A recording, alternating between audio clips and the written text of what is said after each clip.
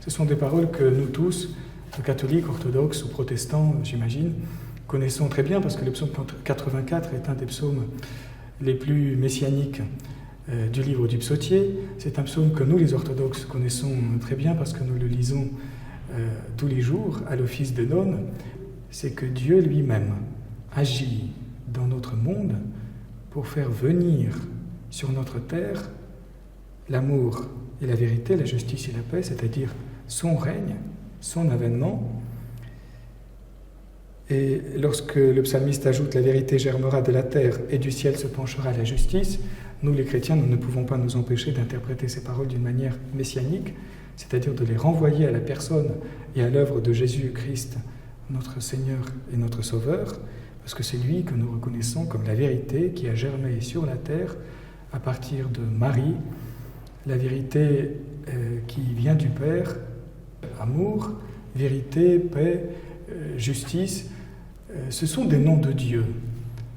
Et c'est une personnification de Dieu lui-même et une manière imagée pour l'auteur du psaume de montrer l'action de notre Créateur et de notre Sauveur qui consiste à faire venir sur la terre ce qui constitue ses propres propriétés, ce qui constitue l'essence de lui-même. Parce que Dieu pour nous est amour, il est justice, il est paix et il est également l'unité. L'unité dans la diversité des trois personnes du Dieu trinitaire.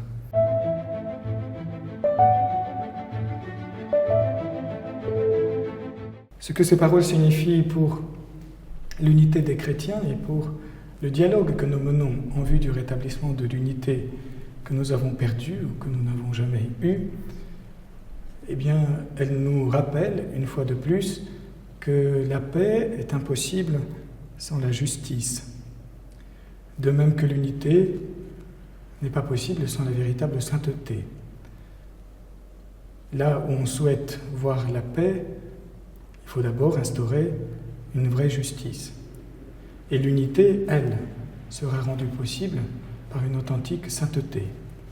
Donc si nous souhaitons promouvoir la paix entre nous, il faut que nous veillions à être justes les uns à l'égard des autres, donc impartiaux, sans préjugés.